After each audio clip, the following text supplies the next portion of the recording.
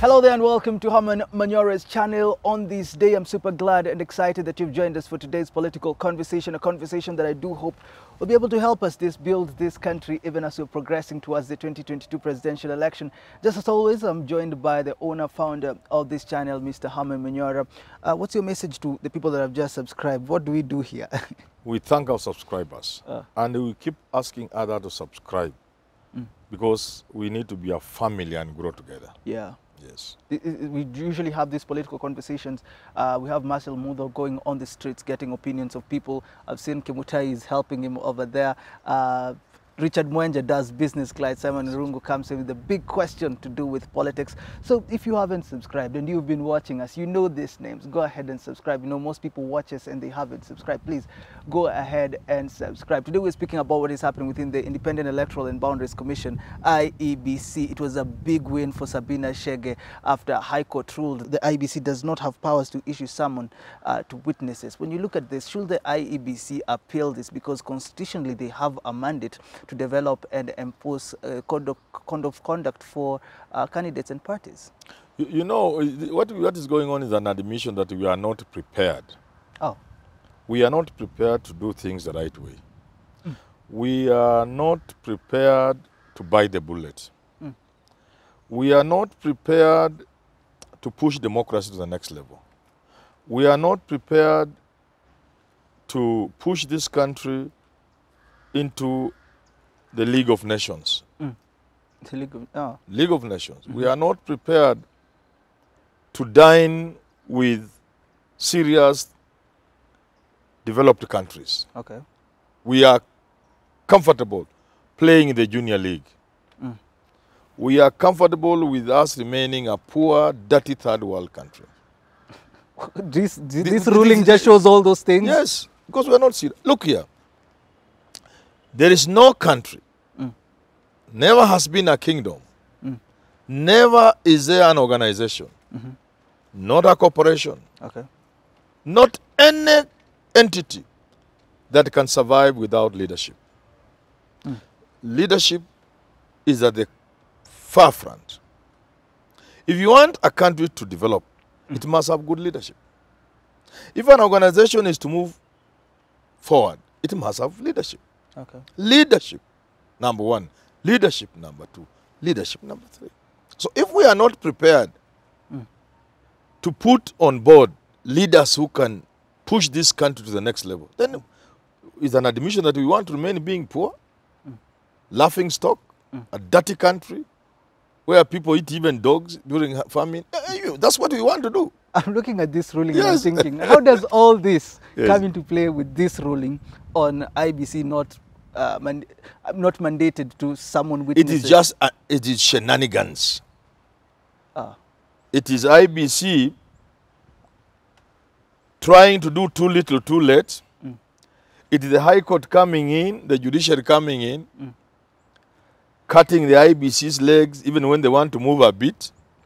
The little teeth they have when I appear. Okay. Look, IBC has a mandate to put a stop to that. IBC is supposed to vet people who want to run for office. Okay. Okay? Yeah. The Constitution gives it that power to ensure the people they pass through the system are people who meet certain criteria. Okay. Okay? Yeah. Now, when IBC seems like it is not going to do so, people have also moved to court. And the courts have pronounced themselves. So I'm looking at the whole big picture. I'm not looking at this isolated ruling of yesterday, no, of the other day, whatever. I'm not looking at that. I'm just saying the whole thing. One word describes it, shenanigans. And that the shenanigans are an admission of our unwillingness to move this country to the next level. Should IEBC go ahead and appeal this ruling, setting precedents showing that if you're out there, you're a politician, you want to vie, if you say something, you'll have to pass through us? Because now it seems you have to pass through the DPP. You see, we have a small problem. There are issues of integrity. Okay. Okay? and there are issues of the law. Now, we keep confusing these two. The threshold for integrity, the threshold is very low. The threshold for legal matters is extremely high. Prove beyond reasonable doubt. Find guilty. Allow somebody to go through the appeal process. Once that is exhausted, deal with him at the IEBC level or at any other level. The two must not be confused.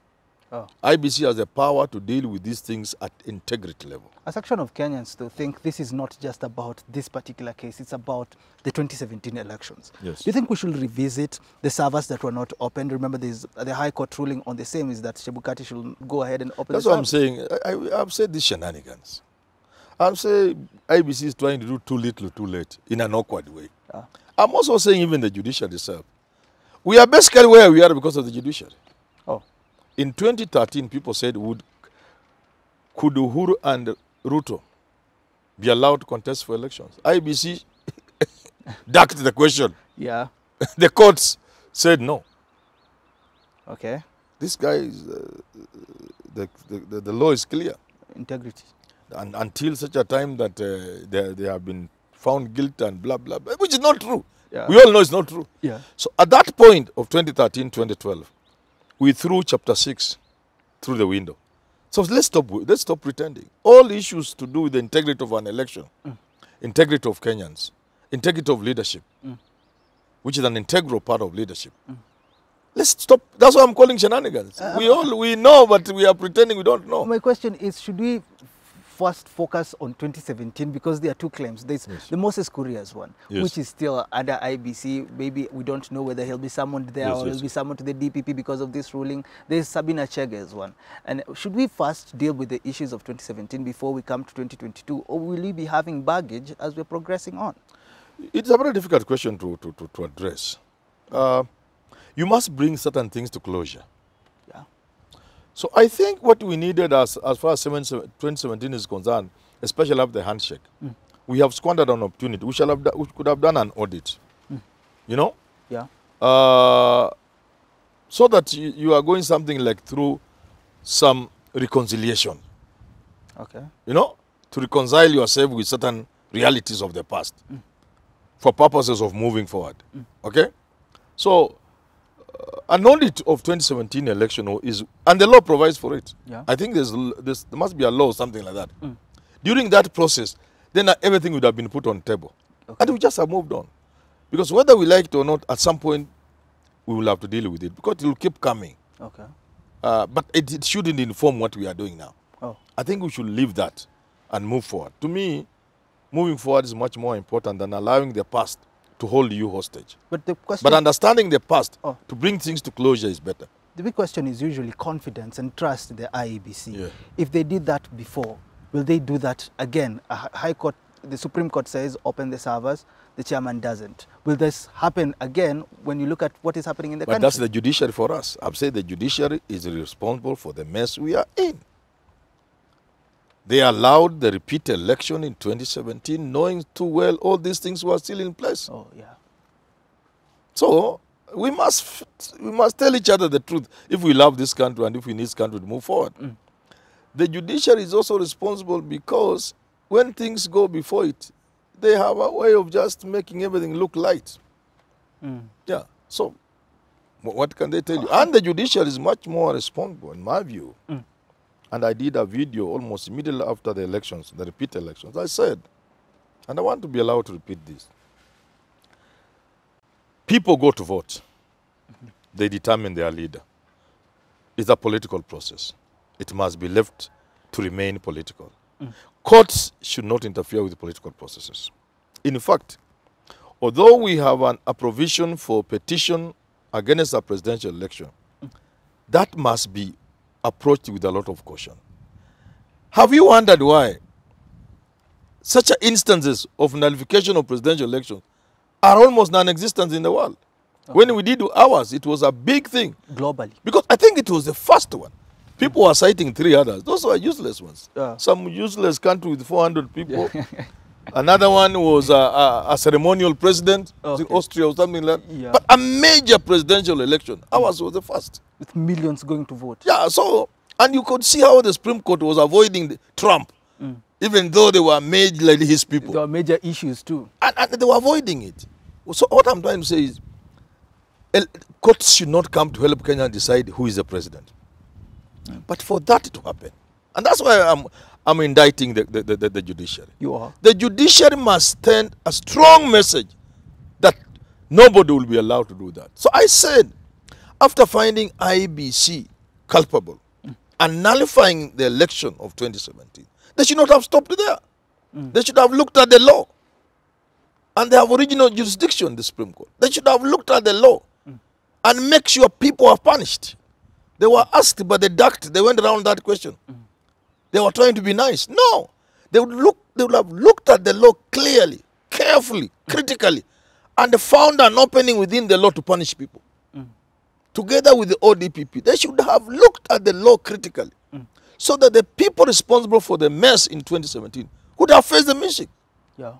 If that had happened, we would not be talking of rigging in another election. And then the bigger picture is, people will not be asking the Supreme Court to vote for Kenyans, because Kenyans are the ones who are supposed to vote, not the Supreme Court.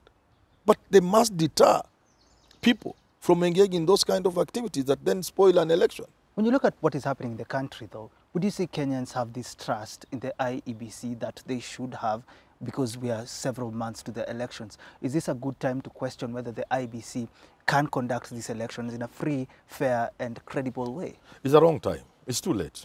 You have to live with it. It is what it is. It's what it is. All of us know inside us that this IEBC leaves a lot to be desired. We all know.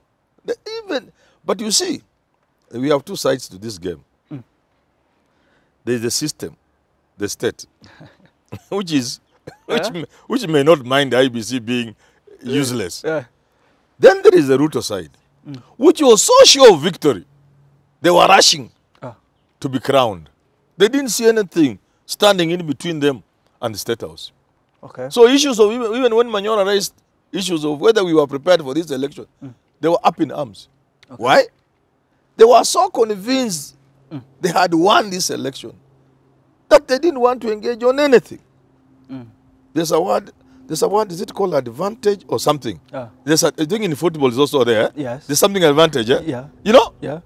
So that, supposing you are about to score, and the referee wants to give you a penalty the other side, you had better afadhali angekuacha uingize, because anapeana penalty. Because penalty you can miss. You can miss.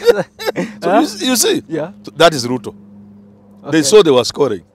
So trying to ask questions around whether IEBC was prepared or not was delaying their victory. No, wachana na hiyo. Tumalize haraka. Wacha tumalize twende State House. Okay. Now, the Raila they thought was finished has been breathing on their neck. And now they can see him. You know, when people are racing, sometimes you look back. But sometimes you turn to look back and see the guy is here. By the time you take your neck back where it's supposed to be, the guy is the other side. That's what is happening to them now. Now, let me use this again. In the fullness of? In the fullness of time. In the next 2-3 months, 1-2 months, they will be crying about IEBC. They will be crying about preparedness. They'll be crying about rigging. They'll be crying about government interfering with the election. Wameanza Uhuru. Now it will be government. They'll be talking about Matiang'i. They'll be talking about Kibicho. They are going to be crying until 9th of August when they lose the election. That's a very difficult state to be in. Yes. Let me ask you finally, the integrity part. Now that the IEBC has to go through the DPP, do you think it will take longer for the question of integrity of candidates and parties to be answered, or has this question now been left to the ordinary Kenyan to say, you go ahead and choose the person that you want based on what I have told you, we have made categorical statements in the past and now that we are happy being a poor, dirty third world country. That's what we have decided to. We have agreed. Because if you want to move the country to be a country where people live like human beings with dignity, okay, with the minimum standards of living. You get what I'm saying? Yeah. You must look at leadership. And when you choose to look at leadership, you do not go through courts, ukora, or because if you start a case now, it will go until the next election, not this election, and that's the one of 2027. Yeah. So it won't take you anywhere. Now you ukora your lawyers, adjournment, you'll never. I wanted to take a case to court by the let me reveal. Yeah. I wanted to sue these MPs for violating Chapter 6. For earning salaries when they are not supposed to be members of parliament. You wanted to sue? I wanted to sue them. I went to a lawyer. Oh. Yes, I wanted to sue them because there's sufficient evidence now. You don't need to take it to any... The evidence is there. Because for MPs, they were told, if you want to run in an election, make sure by this date, you leave your political party to go to the one you want. So people left the Jubilee, went to UDA, left this, went to this, okay? Left the NC, went to ODM. There are many. They had to do it physically themselves. So the registrar has all the evidence. It's not speculative. It's not subject to debate. Yeah. The evidence is there. We were going to ask the registrar to bring the evidence before court, just for records. Oh. And now, because they would have been earning salaries, first, they were to refund the money they have earned from the exchequer, from the government. Okay. Two, they were to be declared unfit to hold office, and therefore unfit to run in the next election. I had a very strong case. Okay. Very strong case. And I had a very good lawyer. What happened to the case? The lawyer told me, in Kenya. Mzee, hii case itamalizika 5 years from now. Oh. And he told me, we could see. Tutaenda, it shall like this is what the courts will say. Then they'll satisfy as urgent. Then they'll go this. Elections will come and go. You'll still be going to court, even you yourself with a choke. So that's why I'm telling you, we have agreed as a country. We don't need leadership. And because we don't need leadership, we have agreed to remain a poor, dirty, third world country. Where people live like animals. Where people live like in the 17th century. That's what we have agreed. Until the people decide. So, because we have also panel beat the people, we have made people believe that the worst is good for them. Almost like Stockholm Syndrome. Yeah. People believe this is the best life they can live. Where people are eating wild fruits. Where Kenyans are being paraded on international media. Dying. I mean, you are sick until you die. I mean, you are hungry until you die from hunger. And this is on international media. We are happy that Kenyans live in Kawangware. We are happy that people live in Kabiro with the flying toilets. We are happy to live with all those dirt, everything. People come for slum tourism to see where Kenyans live. Raw sewage. And somebody is making chapati hapo. That's what we have agreed. It's okay with us. So, well, let's leave it. Because you must have leadership to change this country. And to change this country, you must weed out this rubbish we call leaders. Okay? Yeah. Now, if you are going to use all manner of excuses, you go to court, waste time, wanna apply for this and this, and then you have murderers, rapists. Don't we have them? Our leaders. They are murderers. Somebody is a rapist. He's out on bail. We say since he has not exhausted the appeal, the case is not even... Yeah.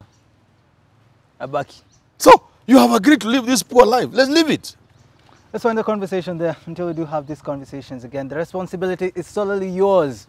You choose the right leader if you want to have the right kind of lifestyle.